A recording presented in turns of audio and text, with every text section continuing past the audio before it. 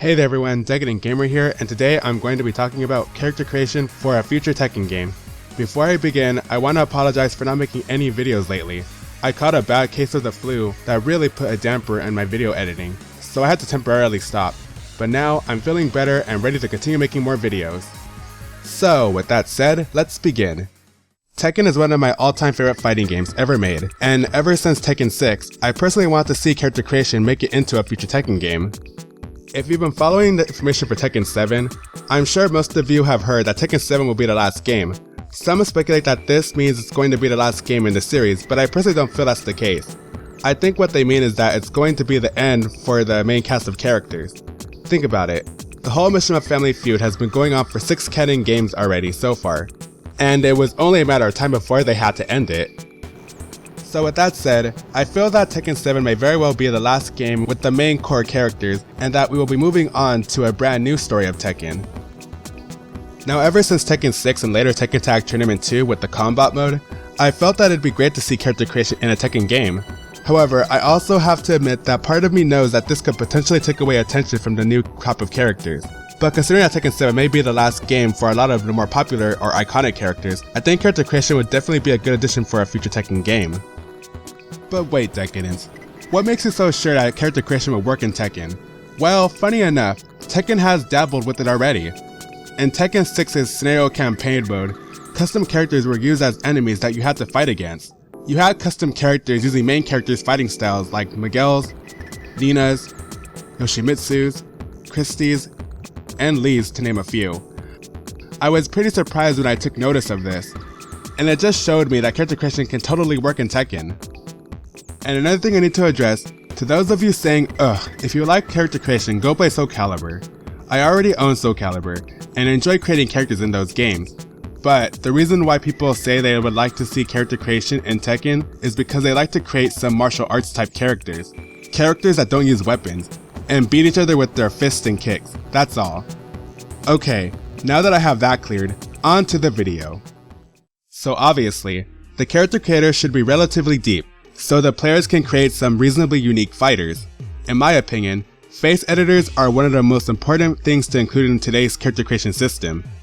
Offering preset faces like most games do would be a standard, but with sliders becoming more prominent in games like in Dynasty Warriors, the WWE series, and especially Black Desert Online and other various MMORPGs, I feel they should implement them in Tekken's face editor as well. I personally would like for it to be on the same level as Black Desert Online or APB Reloaded, but realistically, something simplistic like Dynasty Warriors would be the better route to follow. Moving on to the hair, I'm sure they'd offer some generic preset hairstyles, and there's nothing wrong with that at all. However, I do feel that they should offer the option to alter the length of the hair in certain parts, be it the front, sides, or back. Most modern games offer this feature, most notably in again, Black Desert Online and APB Reloaded. Altering the hair length in parts would help provide some uniqueness to created characters, so I highly suggest to implement this kind of feature. Now for body options, the main issue that the developers would have to keep in mind are the hitboxes. Luckily, Soul Calibur 5 tackled this issue with their height selector.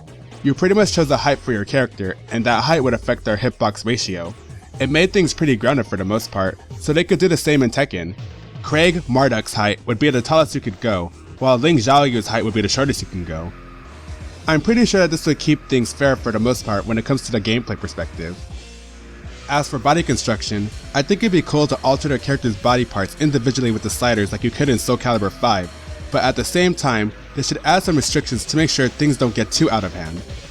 Other than Soul Calibur 5, Black Desert Online, WWE games, APB Reloaded, and many other games with character creation today allow you to customize the overall body, so I feel this could also work in Tekken as well. For clothing, it's pretty self-explanatory, but the best way to do this would be to follow WWE games. What I mean is that in order to save time and resources, they should offer basic clothing and allow altering options. Like for example, you pick a t-shirt, then you are given the option to alter the length of the sleeves and whether you want the shirt to be tucked in or not,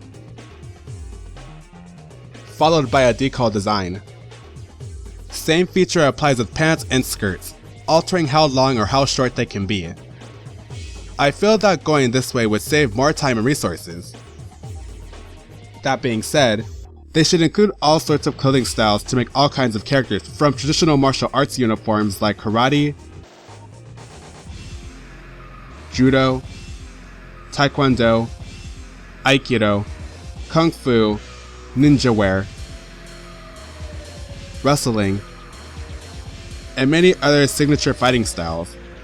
I also think it'd be cool if they offered the main character's outfits as well, like they do with Soul Calibur. Just be sure to break them down so players can mix and match them.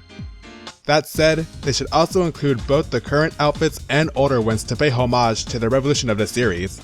And then of course, we should get clothing styles like Japanese, Chinese, ethnic, military, office, formal, and school uniforms of all kinds.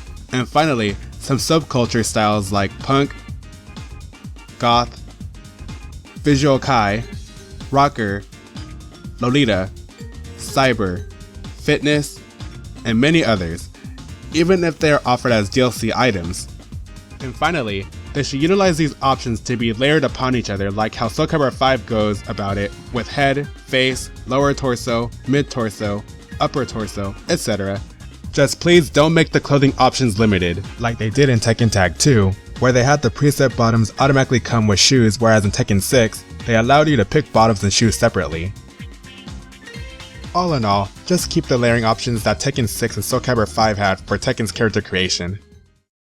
And finally, the movesets. Yeah, this may be a little troubling, but the way I see it, there are 3 possible ways to go about it. 1. They could just have you select one of the main character's fighting styles and use that to be your character's fighting style. Soul Calibur 4 and 5 pretty much did this, and it ended up working just fine. 2. They could create some generic movesets, like for example, a generic karate, judo, wrestling, taekwondo, kung fu, and so on. Soul Calibur 3 did this with their job style, which came with pre-made movesets. The main issue with them were that they turned out to be quite broken, so these styles would have to be heavily tested to prevent that from happening. And finally, the third option would be to customize your own moves. Mortal Kombat Armageddon uses this feature where you selected moves from a wide assortment of attacks and throws. They relatively worked out for the most part, though some of the animations looked pretty wonky. But hey, it's an idea. Personally, I feel the first option would be the easiest option since the character moveset codes are already programmed in the game, but that's just me. Now for the obvious arguments I should address. Custom characters would be broken. Yeah, that is a possibility, but the best thing to combat this is to ban them from tournament play. Online wise, you can always create a room and specify you don't want to see created characters to be played in them. Tekken doesn't need character creation. If Tekken doesn't include character creation, I'm not going to be angry. All I'm saying is that if they did include character creation at some point, like say Tekken 8 or Tekken 9, I think it would be an awesome feature to have. And well, that's pretty much all I've got for now. I hope you enjoyed this video. What do you think? Would you like to see character creation in a Tekken game? Please leave a comment in the comments section, as I'd love to hear what you have to say on this topic. Thanks for watching this video. If you haven't already, please subscribe as I have many other video game related videos coming soon, and it really helps this channel out a lot. Thanks again for watching, and I'll catch you in the next video. See ya!